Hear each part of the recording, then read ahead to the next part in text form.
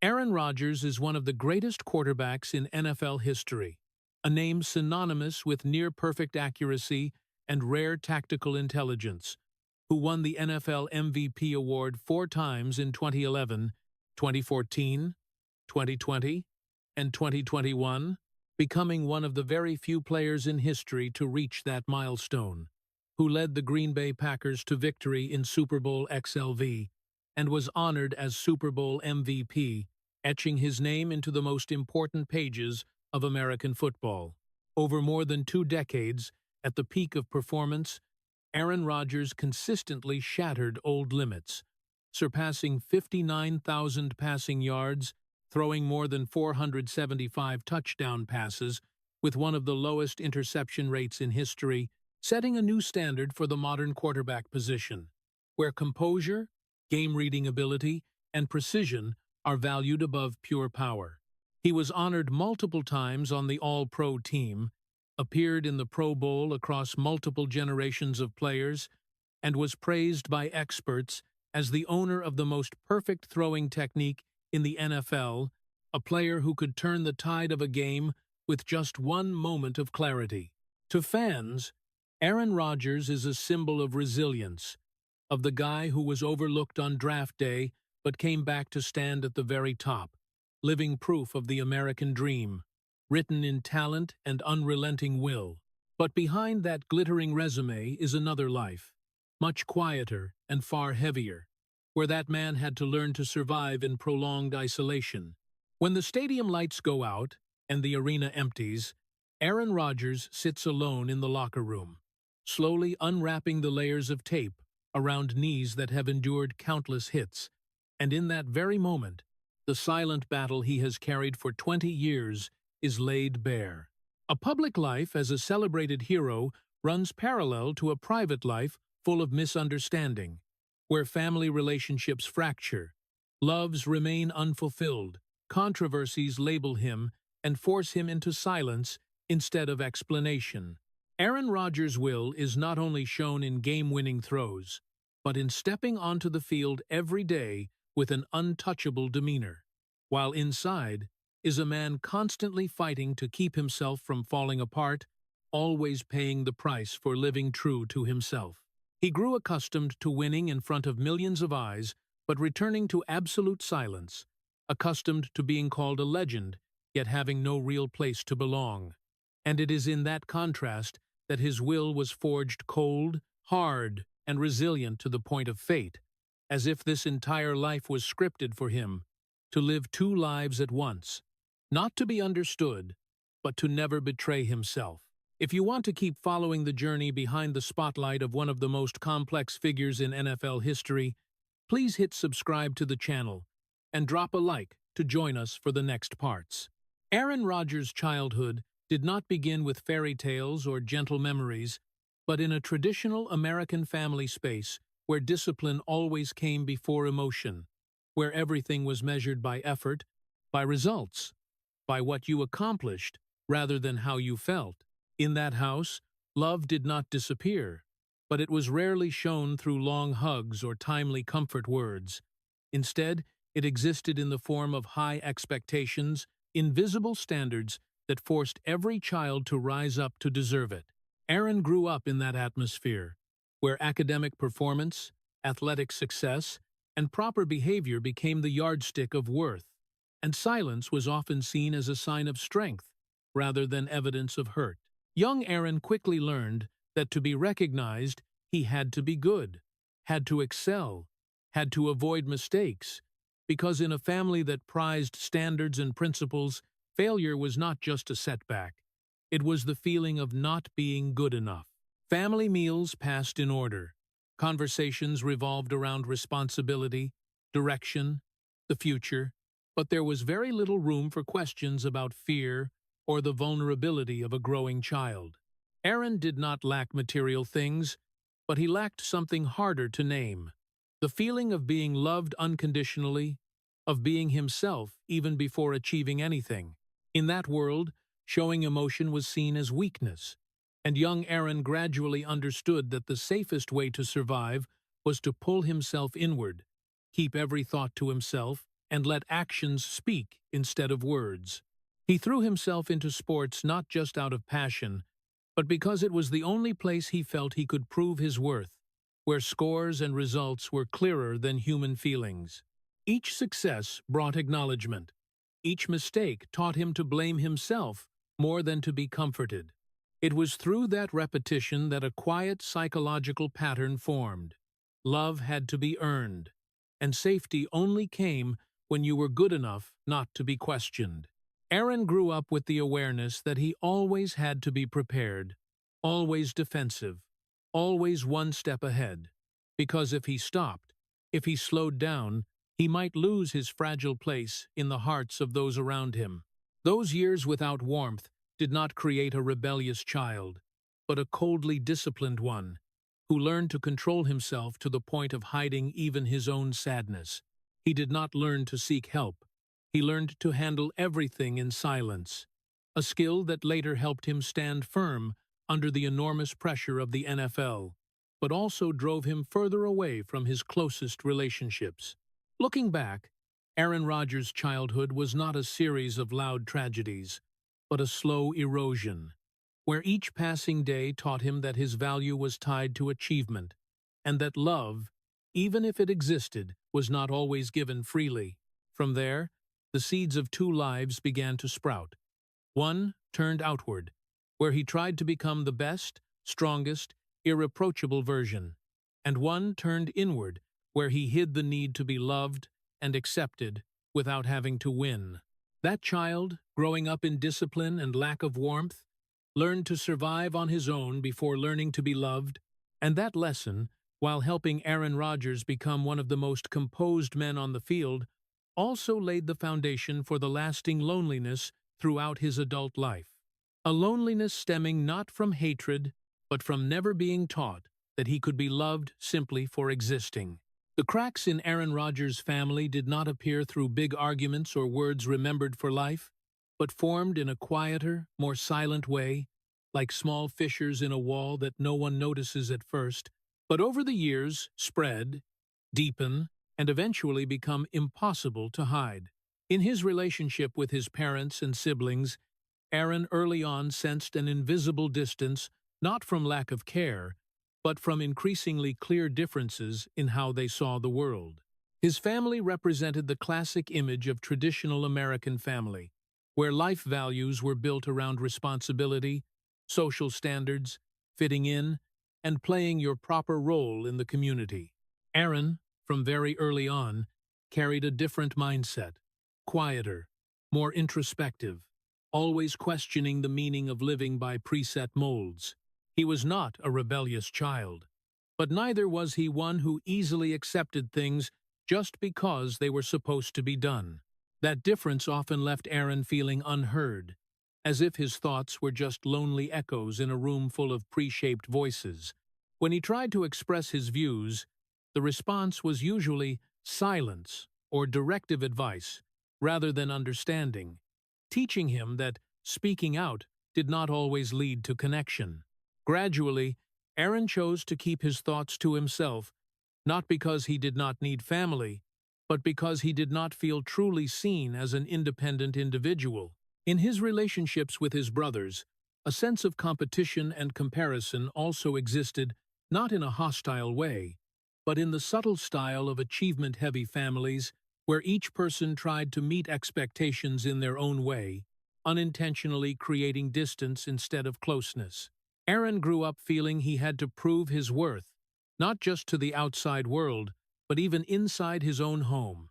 And each time he failed to find agreement, he withdrew deeper into his inner world. Conflicts over life values were never fully resolved, because they were rarely confronted directly. They existed as prolonged misunderstandings, avoidances, unfinished conversations, and increasingly long silences between family members. Like Crystal Gale having to live under the huge shadow of Loretta Lynn, where personal identity was overshadowed by an existing model, Aaron Rodgers also lived under the shadow of traditional American family expectations, where the right path was already laid out, and any deviation was viewed with suspicion. He sensed that to be fully accepted, He had to become a version more aligned with shared values. But deep down, Aaron knew he could not do that without losing himself. That inner tug-of-war did not create immediate tragedies, but nurtured a prolonged sadness, a feeling of loneliness, even among his closest loved ones. He began building a defensive shell not against his family, but to protect himself from the feeling of being judged and misunderstood. Over time, those small cracks accumulated into real distance, making family relationships cooler and more distant, even though on the surface they still appeared normal. Aaron entered adulthood carrying a complex inner world, where the desire for connection always coexisted with the fear of rejection, and where staying silent gradually became a natural reflex. It was from that foundation that his two-sided life began to take clearer shape. A public self, strong, confident, in control of everything, and a private self carrying the feeling of not belonging, not being heard, having no place to set down questions that were never answered. Those early family cracks not only influenced how Aaron approached later relationships, but also shaped how he faced the world, always keeping a safe distance, always preparing for misunderstanding, and always ready to stand alone if needed. That was not an easy choice, but the result of years living in quiet tension between wanting acceptance and refusing to betray himself. A tension that followed him out of his childhood home and persisted throughout his journey to becoming an NFL legend, where resounding external victories always went hand in hand with an unnamed emptiness inside. The 2005 NFL Draft was not just a sports event for Aaron Rodgers, but became the fateful moment where the entire country witnessed him being left behind in front of the cameras, suspended between expectation and public humiliation, in a room where time seemed to deliberately crawl slower than usual. Aaron walked into that day as one of the highest-rated quarterbacks in the country, carrying an outstanding college resume, tactical intelligence praised by experts, and a quiet belief that his name would soon be called. But as the ceremony began, the bright lights and television cameras instantly turned every emotion into public property, every small gesture, every blink magnified, and Aaron quickly realized he no longer controlled his own story. Picks passed one by one. Other names were called. Applause rang out for those who walked on stage, while Aaron sat there, his smile slowly hardening, his eyes beginning to lose their initial confidence. The cameras never left him, as if the whole country was waiting to see how one man would react to being rejected over and over, when prolonged silence became a sophisticated form of mental torture. Time was no longer measured in clock minutes, but became a heavy weight pressing on his chest, where every second whispered a bitter question, "Why not me?" Aaron tried to stay calm, tried to sit up straight, tried not to let the rising disappointment show layer by layer, because he understood that any sign of weakness would be recorded, replayed, analyzed, and labeled. In that moment, he was not only overlooked by teams, but stripped of the right to feel pain privately. When his name was finally called, not in the position he expected, but much later than predicted, the feeling was not relief, but a pain mixed with embarrassment, as if that small victory had come too late to erase what had just happened. All of America saw Aaron Rodgers not in glory, but in a state of abandonment, doubt, and scrutiny to the core. Those images did not disappear after draft day. They were replayed, referenced, used as examples of a wounded ego, of arrogant attitude, of a young man supposedly unable to hide his disappointment.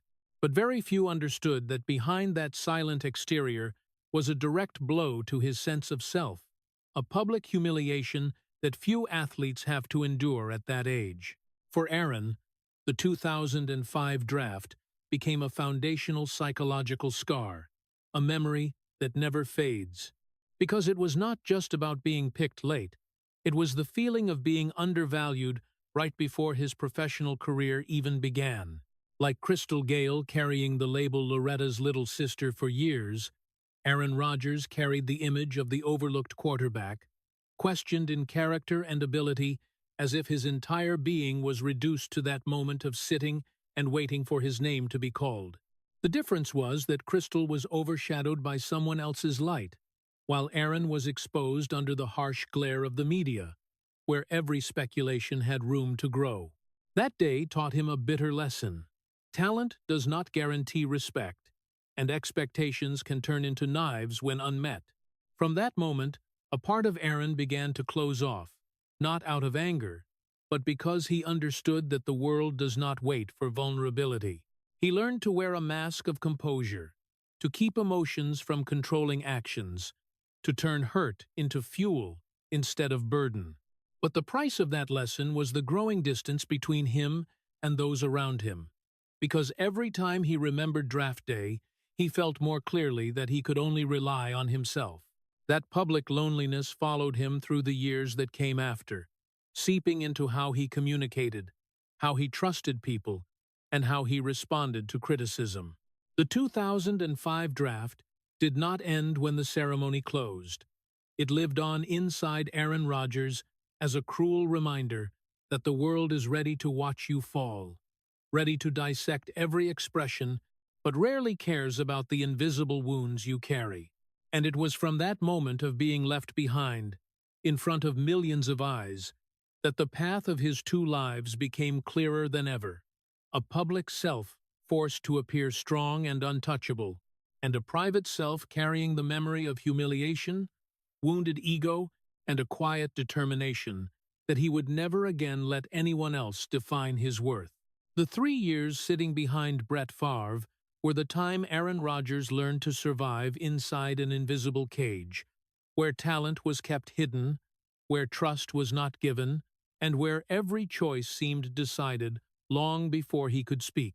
Green Bay was a city that worshipped Favre, a living legend still present, and in that enormous shadow, Aaron was only the successor on paper, not in reality. Each week passed. He put on the backup jersey, stood on the sideline, helmet on, clipboard in hand, eyes following every throw from the man the entire stadium loved. There was no open hostility, no harsh words, but there was something far colder, the assumption that the position did not belong to him. Not trusted, not chosen. Aaron understood he could not argue with history, could not demand fairness in an environment that revered an icon. He learned to stay silent, not out of acceptance, but because protesting now would only make things worse. Every practice was a silent test, where he threw with the highest possible accuracy, read defenses a beat faster, did everything asked perfectly, yet still returned to his old spot on the bench when games began. The feeling of imprisonment did not come from lack of playing time, but from having no control over his own fate, from knowing that no matter how well he performed, the door stayed shut. Aaron swallowed his anger, never letting it turn into attitude, because he understood any hint of dissatisfaction would be used to reinforce the stereotype that he was not ready, that he did not fit the leadership role. Those 3 years forged a harsh discipline in him, where emotions were suppressed, where every thought stayed inside his head, where he learned to observe, analyze, and wait. He watched how Favre led, how he was protected by the organization, how mistakes were forgiven because of past glory. And Aaron understood that this world does not run on fairness, but on long-established belief. Each day passed, he learned, endured, and wondered if he was wasting the most important years of his career. But instead of giving up, he turned the captivity into a personal laboratory, sharpening his technique, strengthening his tactical mind, and building a thick enough psychological shell to avoid being crushed by the long wait. It was during this period that Aaron Rodgers' two lives began to take clear shape.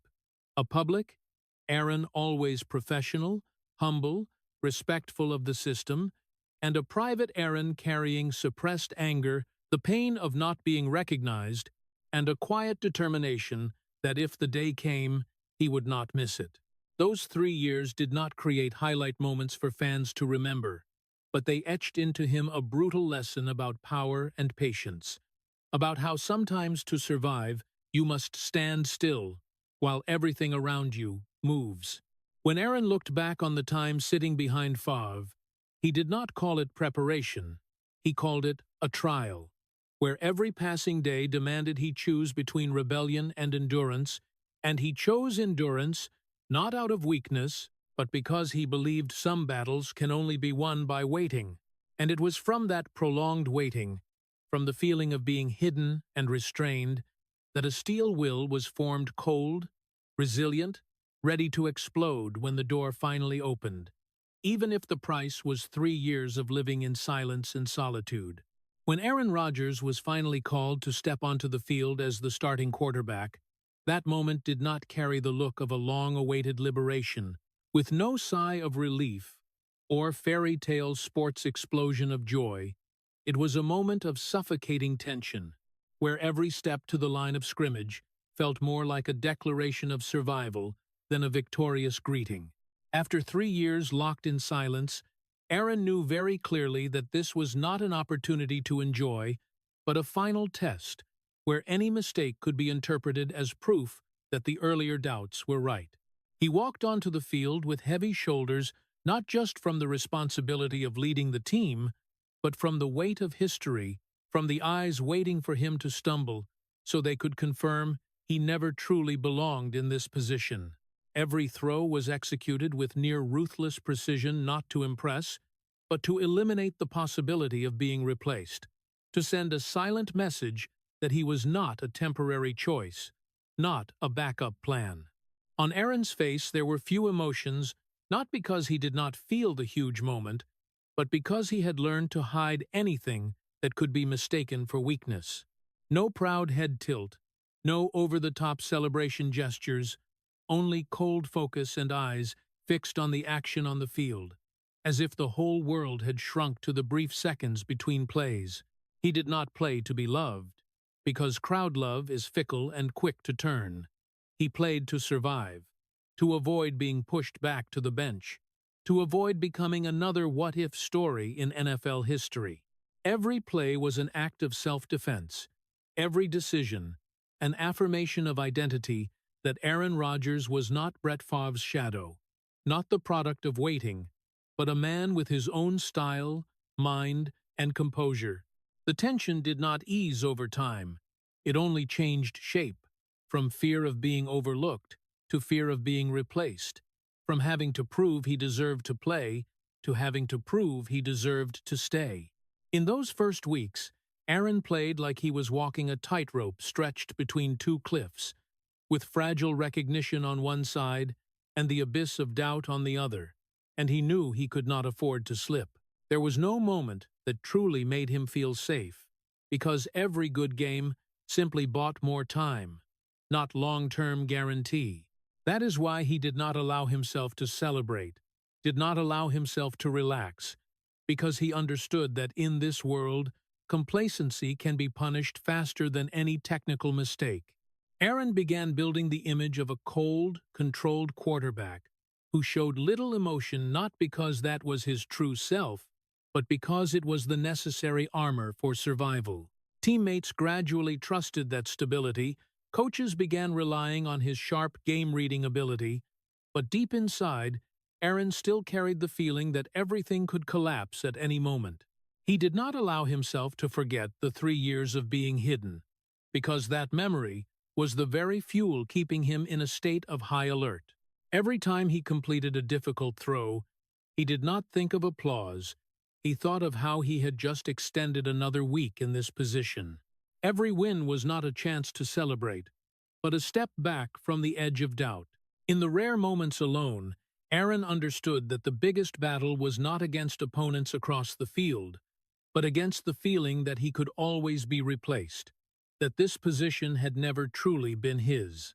That is why, when he finally took the field, it was not the start of a lighter journey.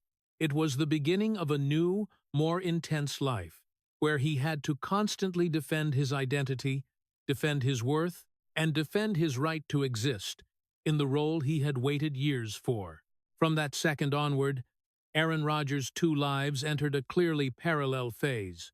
A public life, as the quarterback leading the team with astonishing calm and efficiency, and a private life, as the man who dared not fully trust any assurance, always keeping a safe emotional distance, always preparing for the possibility of being removed. He did not play to be loved, because he had learned that love can vanish as quickly as it appears. He played to not be replaced, to affirm that no matter how much the world doubted him, he would stand firm not through cheers, but through precision, discipline, and a will that refused to let himself disappear. Super Bowl victory in 2010 came to Aaron Rodgers like a milestone that millions of players dream of their whole lives. But for him, it was not a moment of healing. It was the point where the emptiness revealed itself most clearly, like standing on the highest mountain peak, but no longer having enough breath to enjoy the view around. When the final whistle blew, when the Green Bay Packers officially claimed the title of Super Bowl XLV champions, when the entire stadium erupted in cheers, Aaron stood there, helmet in hand, the lights shining straight onto a face that had endured too many years of tension. And in that moment, the emotion was not pure happiness, but a silence hard to name. He was awarded Super Bowl MVP, praised as the hero who led the team through every challenge, celebrated by the media as proof of patience and composure. But deep inside, Aaron felt clearly that the wounds he had carried through all those years of being forgotten, hidden, and doubted were still there unchanged. The title arrived too soon, compared to the pace at which his inner self could catch up, as if life had suddenly leaped to a new chapter, while the old pages had not yet been closed. He knew he had just achieved the ultimate in his career, knew that many would see this as the perfect ending, the answer to every doubt, but that very clarity left him feeling lost because the sense of having arrived he once thought would come never appeared. In the locker room after the game, amid the laughter, hugs, and popping champagne bottles, Aaron sat more quietly than the others, not because he did not value the moment, but because he realized that victory had no power to erase the years spent imprisoned in silence. MVP did not blur the memory of Draft Day 2005. The Lombardi Trophy did not erase the feeling of once being seen as a backup plan, and the praise could not instantly fill the void that had formed long ago in his heart. The American tragedy began to show clearly here, not in lack of success, but in reaching the peak when the soul had not yet healed, when the inner person was still living in a constant state of defense. Aaron understood that from this point on, expectations would not decrease, they would only increase, that any future mistake would be placed next to the trophy as an accusation, that today's victory was not an end point, but the start of a new, heavier pressure. He stepped onto the stage to accept the award with a proper smile, brief speech, eyes not lingering anywhere too long, as if he were fulfilling an obligation rather than enjoying a reward. Inside him, a quiet question echoed. If this is the greatest thing a career can bring, then why does it not make me feel complete? In the days that followed, as the echo of victory slowly faded, Aaron returned to everyday life and realized that nothing had truly changed at the deepest level. He was still the man who had to defend his identity every time he stepped onto the field. Still, the one who did not fully believe today's recognition would last. Still, the one who kept emotional distance to avoid being hurt again. Super Bowl 2010 became a paradoxical symbol in his life, both undeniable proof of talent and will, and a reminder that winning does not equal healing. The peak arrived too early. While family cracks, years of restraint, and the habit of swallowing anger were still there, preventing Aaron from relaxing like someone who had just fulfilled a dream. He continued to play with steady performance, continued to be praised, but deep inside, a part of him understood that this career would never be a simple journey in search of joy. It would be a prolonged struggle to hold his position, hold himself together, and hold a safe distance from the world around him. Super Bowl 2010 was not the end of the tragedy. It was the marker showing that Aaron Rodgers' tragedy did not lie in failing to achieve what he wanted, but in achieving it while still carrying too many unhealed wounds, and from then on, having to continue living two parallel lives. One as the celebrated champion, and one as the empty man behind the glory, still quietly searching for a sense of belonging that even the greatest victory could not give him. After Super Bowl 2010, Aaron Rodgers entered a phase that on the surface looked like absolute affirmation, but inside was the deepest period of loneliness in his life, where the two parallel lives officially separated completely and could no longer merge into one.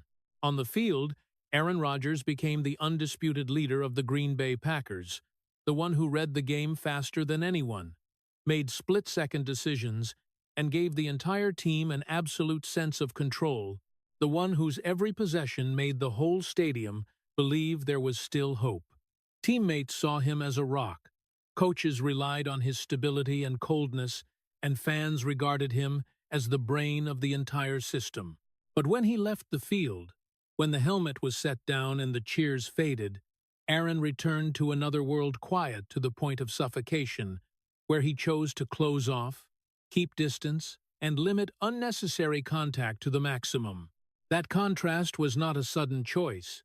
It was the result of years living under doubt, where he learned that the more attention he received, the easier it was to be misunderstood, and the more he opened up, the easier it was to be hurt.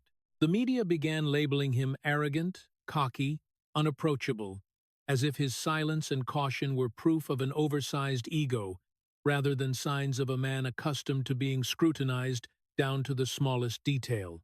They saw a quarterback who did not smile much, did not share his private life, did not try to please the cameras, and quickly concluded he was conceited, that he placed himself above the team.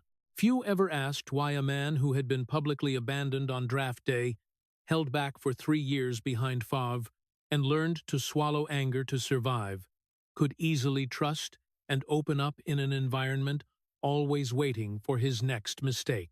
Aaron understood that the leadership role on the field demanded decisiveness and control, but he also understood that off the field, any word could be twisted, any gesture could become a headline. So he chose defense, building a safe distance between himself and the world, not to appear different, but to protect an identity that had taken too many years to form. That isolation did not mean weakness. It was a survival strategy for a man who no longer believed understanding came naturally. In those years, Aaron Rodgers lived as if surrounded by an invisible wall, high enough to block hasty judgments, but thick enough to block even genuine connections. He appeared in public with an image of control, sharpness, sometimes coldness, while his private life was kept so sealed that even those around him knew only a small part.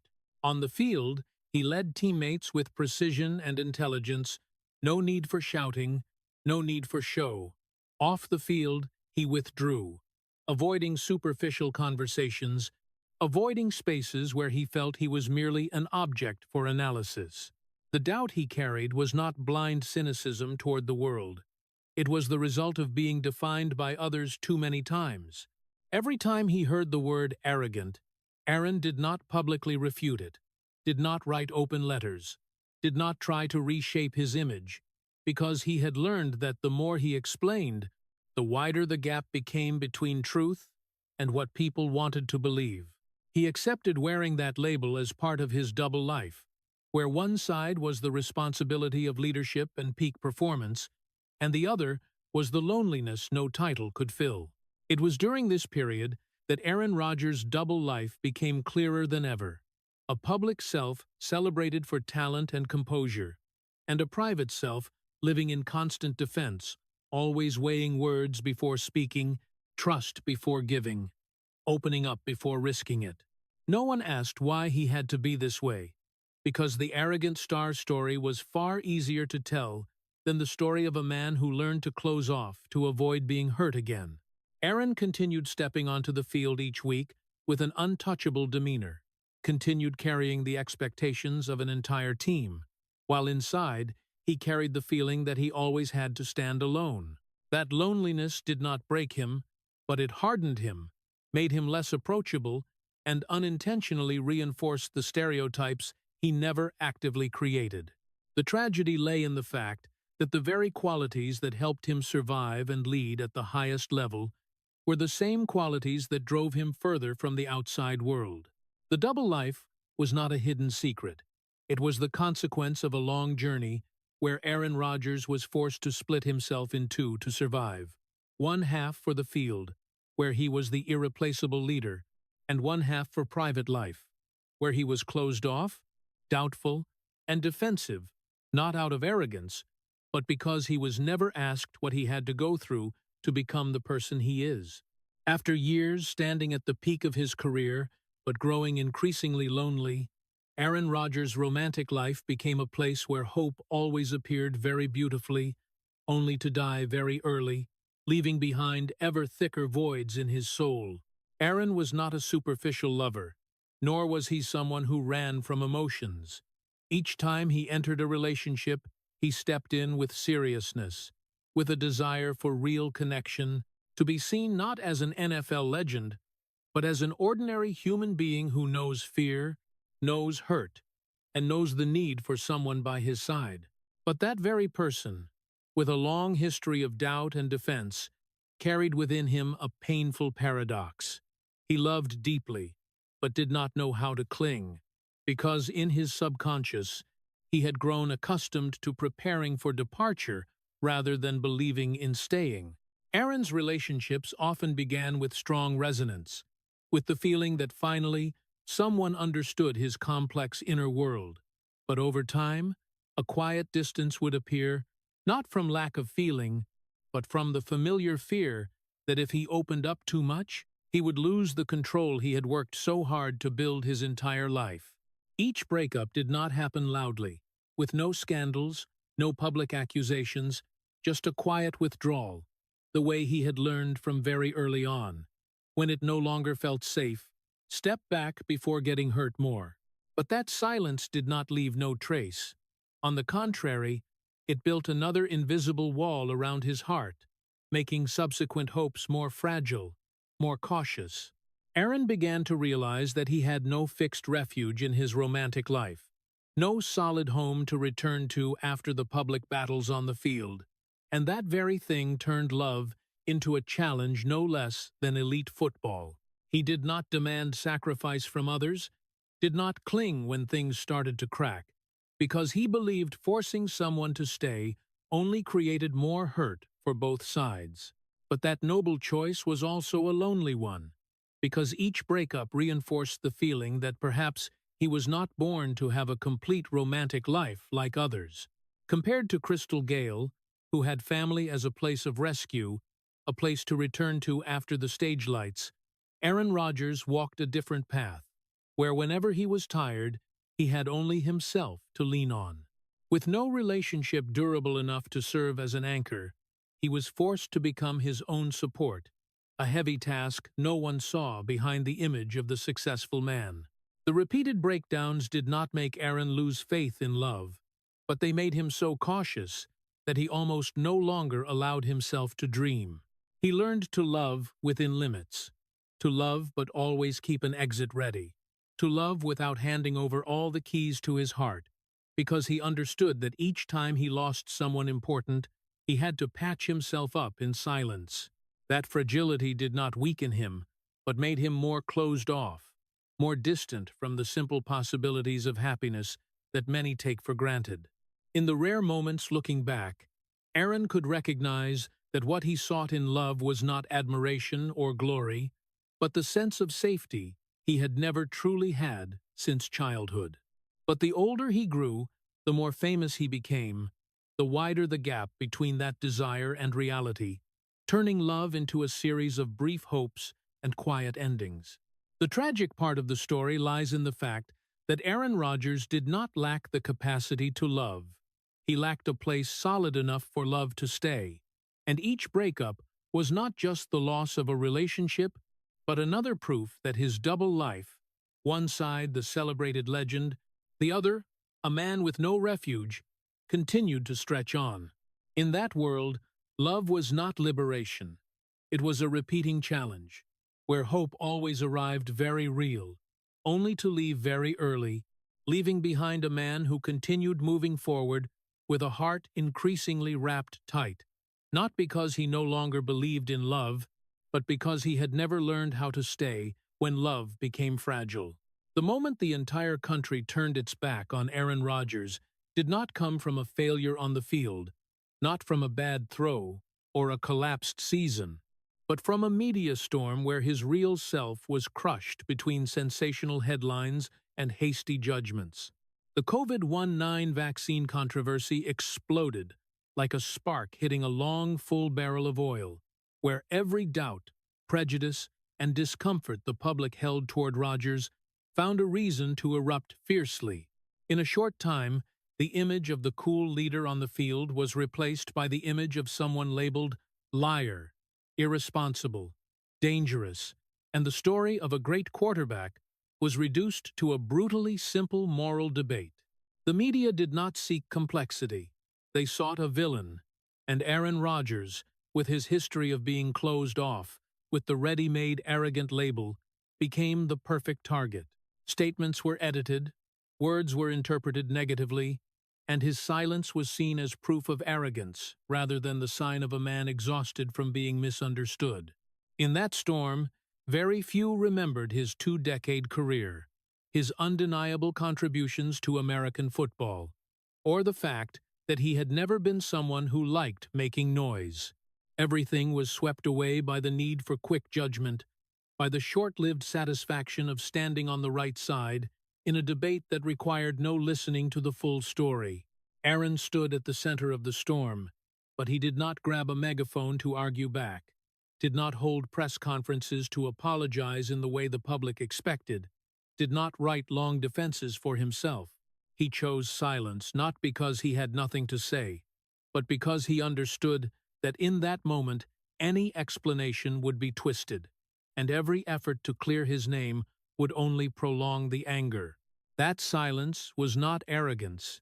It was a survival reflex of a man far too accustomed to being defined by others. But the price of that silence was incredibly heavy. Aaron had to watch people who once praised him turn to criticize, had to read comments treating him like an enemy of the public good, had to endure the feeling of isolation right in the country he had given his youth to. The exhaustion came not just from work pressure, but from having to carry on his shoulders a distorted image of himself, one he did not recognize, yet had no right to control. The peak of the media tragedy lay in the fact that the story no longer revolved around truth, but around who shouted louder, who was more outraged, and who the algorithms favored more. Aaron Rodgers, with his introverted and cautious nature, had no advantage in that game. He was not measured by what he had done over 20 years, but by one moment taken out of context, placed into the black and white moral frame the media loved. In those days, his silence became an invisible prison, where every passing hour reminded him he was being judged with no chance to be heard. He continued stepping onto the field, continued playing at a high level, but the atmosphere around him had changed. The cheers were no longer pure, and the eyes in the stands carried more doubt than admiration. Aaron did not collapse, but he was tired of having to carry an additional role he had never chosen. This was the peak media tragedy of his life. No need for defense, no need for conclusion, because every word at this point was superfluous. The most painful thing was not the criticism itself, but being stripped of the right to be seen as a complex human being, with flaws, with his own thoughts, and with the right to choose how to face the world. In that forced silence, Aaron Rodgers' double life reached its extreme. A public self turned into a controversial symbol, and a private self exhausted, withdrawing to avoid complete breakdown. The whole country could turn away. The media could move to the next target. But for Aaron, this wound did not disappear with the news cycle. It carved another layer of defense into his soul, reinforcing the bitter belief that sometimes living true to yourself means accepting being misunderstood, and that silence, however painful, remained the only way to hold on to whatever was left of himself in a world no longer patient enough to listen. At age 37, then 38, when most quarterbacks had started talking about the end, when the media had gotten used to slapping the label past his prime, no longer suited for the new era on Aaron Rodgers, he entered a phase where every game was no longer a conquest, but a cold dialogue with oblivion. The unconditional cheers were gone. The patience from the early years was gone. Only eyes remained, waiting for the moment he slipped to confirm that time had finally won. Rodgers heard it all, not through direct words, but through the way questions were phrased, through the way analyses began using the past tense when mentioning him, through the way every small mistake was magnified into a sign of decline. But instead of responding with words or emotion, he chose the most familiar way, answering with performance. 2 consecutive seasons, 2020 and 2021, Aaron Rodgers played football with precision, composure, and efficiency that was almost ruthless, leading the league in numerous key stats, controlling games like someone who had already seen every possible scenario. He won 2 more MVP awards, not with the look of a triumphant comeback, but with the demeanor of someone refusing to disappear. No explosive celebrations, no emotional speeches, just a brief nod, calm eyes, and the sense that he had said enough through the way he played. Rodgers' pride in this phase was not loud, not flashy, but cold and sharp, like a reminder that talent does not simply vanish just because people want it to. But behind those impressive numbers was a loneliness clearer than ever before. Rodgers did not celebrate because he understood that these titles brought no liberation. They were only proof that he was still here, still good enough to force the entire league to pay attention, even if inside he no longer felt the fullness of victory. Every good game was merely a postponement of the end, not a promise for the future, and Rodgers accepted that with rare clarity. He did not claim he was at a new peak, did not declare that all doubts had been wrong, because he knew that in this world, today's win did not guarantee tomorrow's respect. Those late career MVP awards became symbols of an American tragedy, reaching the peak when already too weary to celebrate, when the inner self had spent too many years in defense to still expect lasting recognition. Rodgers continued stepping onto the field with absolute focus, never letting emotion take over, never allowing himself to dwell on legacy or history, because he understood that if he slowed even a beat, the washed-up story would immediately return. In that loneliness, he found a kind of cold peace, where he no longer needed to prove anything beyond the fact that he still existed. The 2 MVP awards at ages 37-38 were not final victories, not the perfect ending fans usually hope for. They were a refusal to vanish, an affirmation that he would leave on his own terms, not in the crowd's haste. Rodgers did not run from time, nor did he challenge it with grand statements. He simply stood there, played the best football he could, and let performance speak for every debate. In the moment of receiving the award, the flashbulbs still popped, but his eyes no longer searched for outside validation.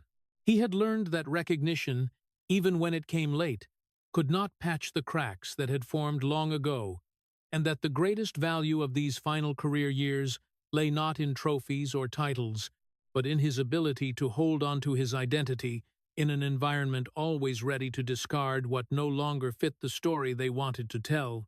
The most painful part of this phase was not the external doubt, but the deep understanding that no matter how well he played, Rodgers no longer had illusions about a perfect ending.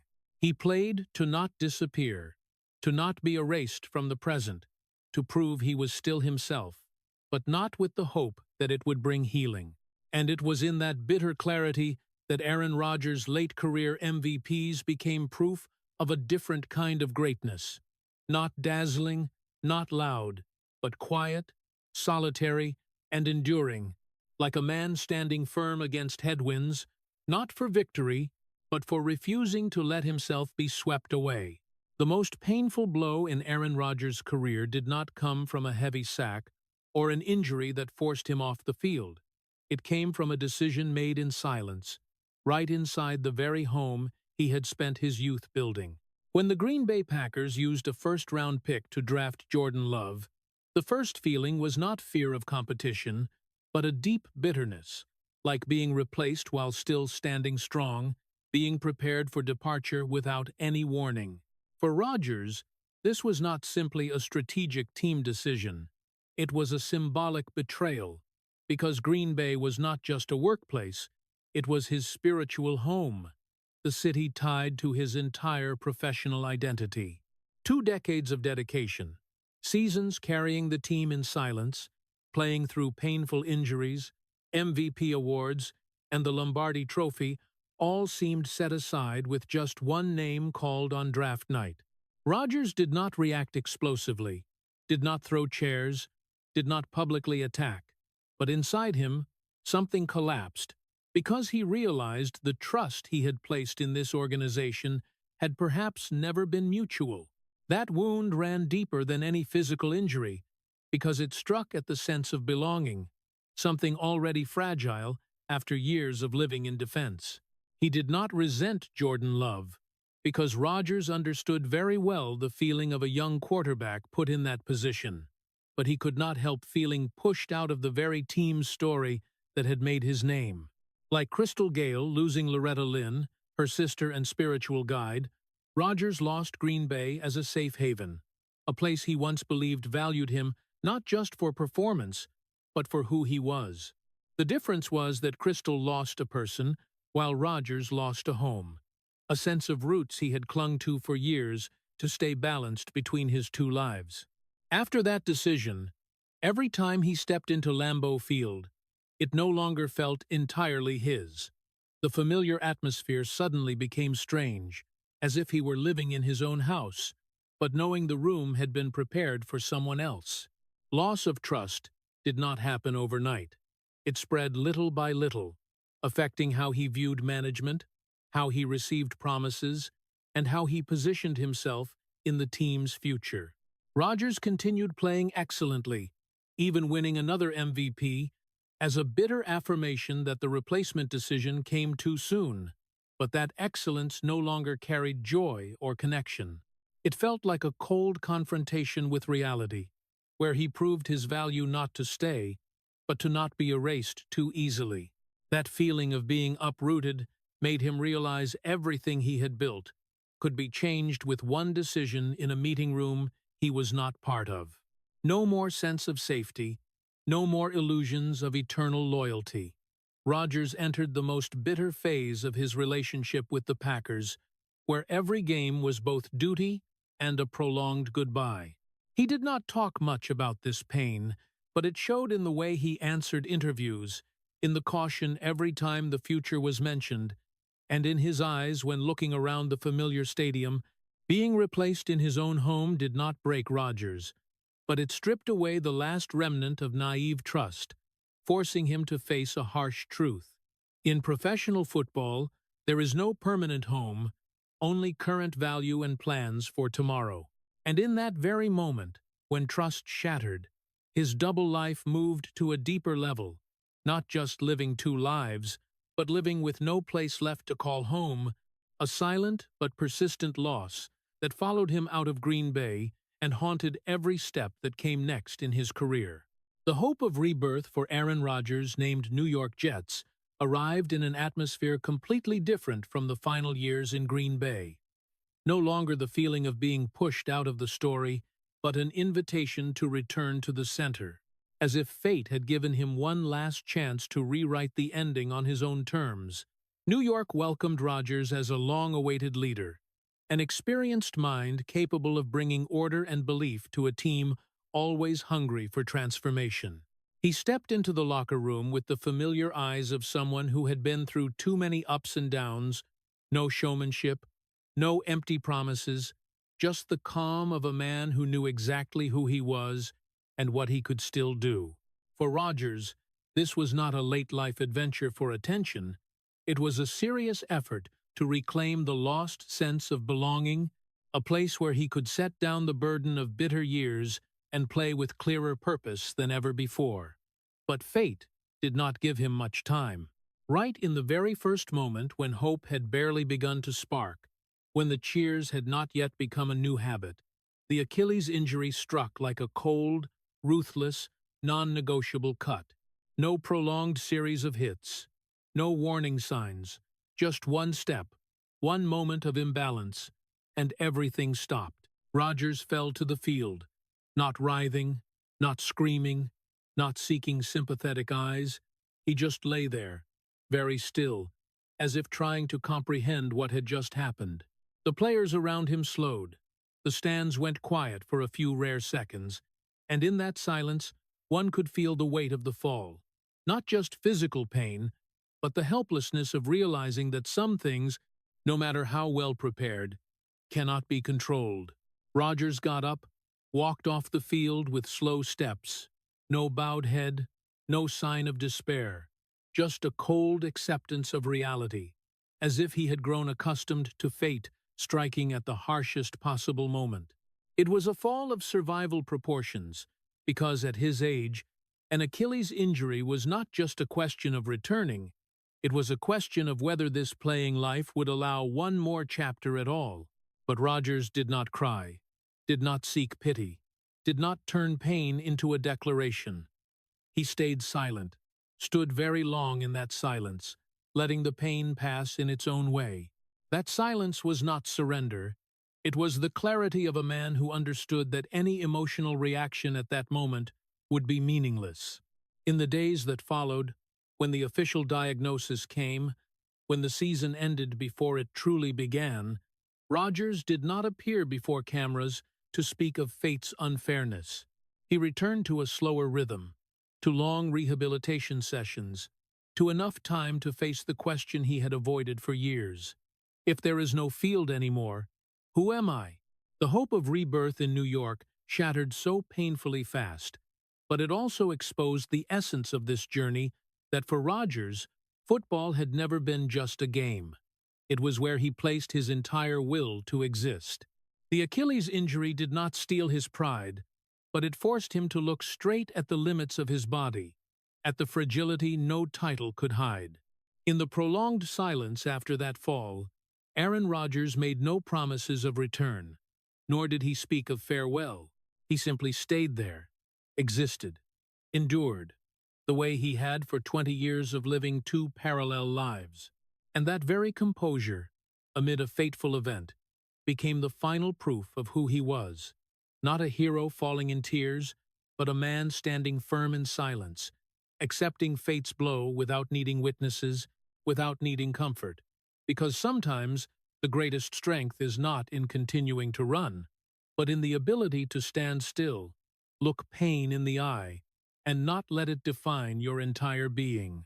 After that fateful fall, Aaron Rodgers entered a silence that throughout his career he had rarely allowed himself to touch a silence, no longer filled by packed training schedules, by stadium noise, or by pressure to prove anything to anyone.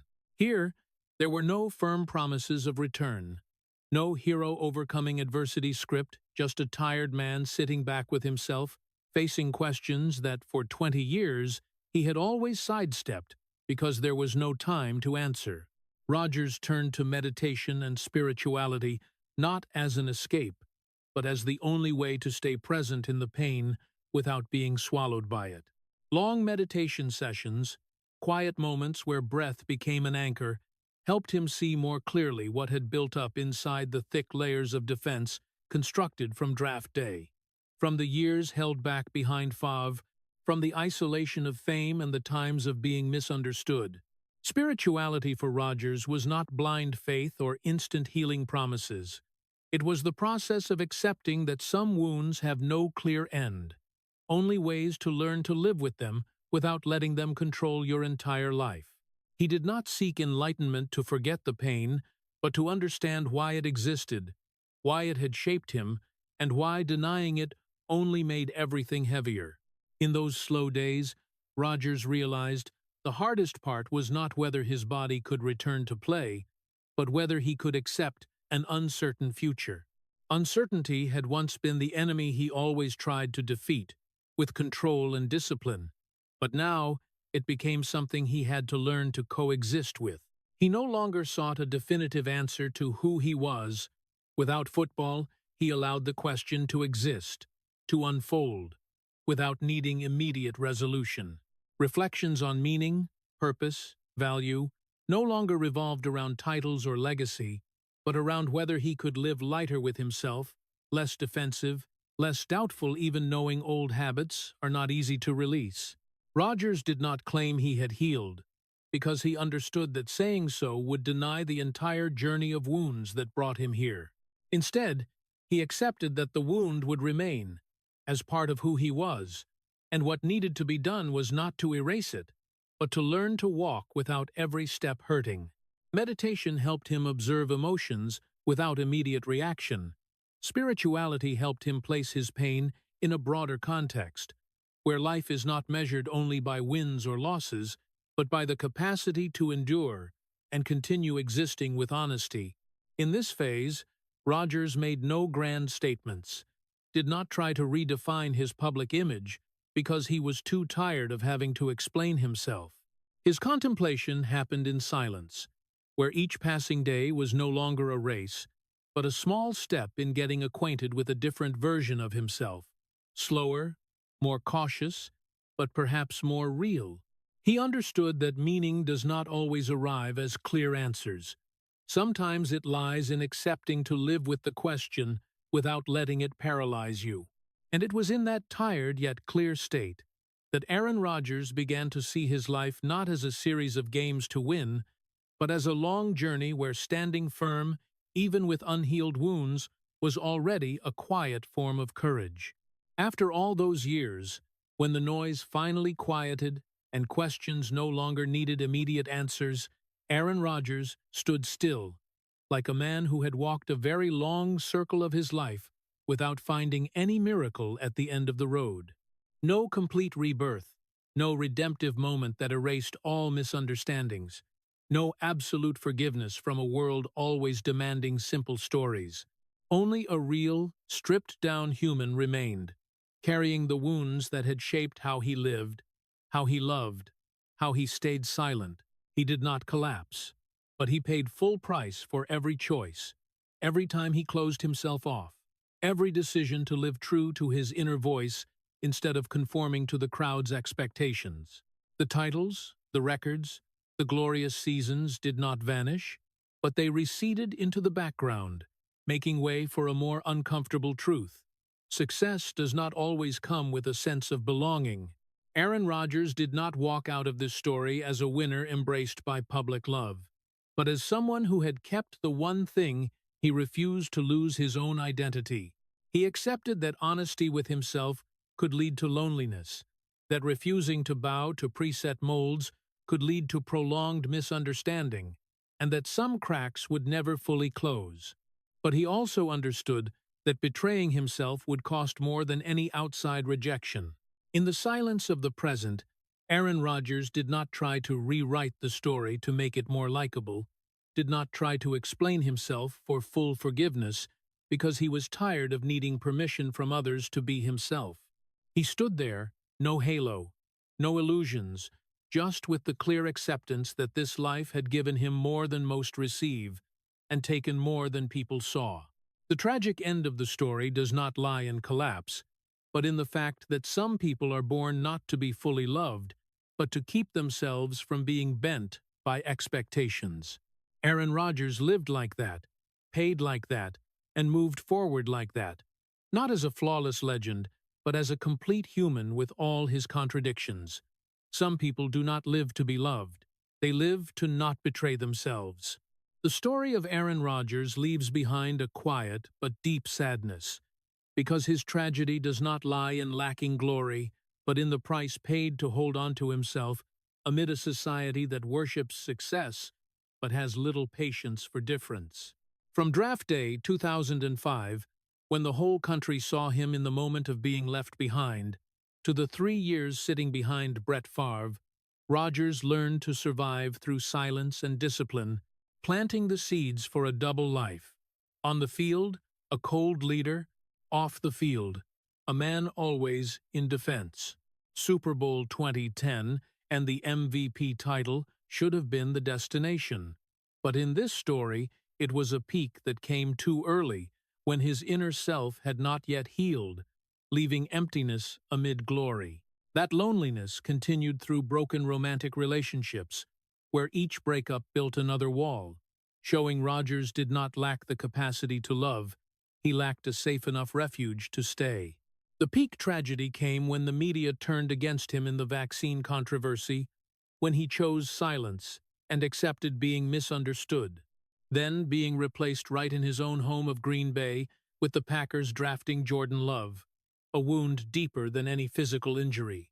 The Achilles fall in Jets was like fate's exclamation point, closing the hope of rebirth with resigned silence, no tears, no defense. The lesson for Americans lies here. Success does not guarantee healing, and living true to yourself sometimes means loneliness. But Rodgers' greatest value is that he did not betray himself; he dared accept every consequence of that choice. In a society quick to demand conformity, this story reminds us that personal dignity, however costly, remains the most worth preserving. If the story of Aaron Rodgers touches you in the quietest yet deepest way, please subscribe to the channel and leave a follow as thanks to those who have lived true to themselves, even at great cost. Thank you for accompanying us to the end of this journey, and see you in the next video, where we continue to listen to the tragic but real stories of America's legends.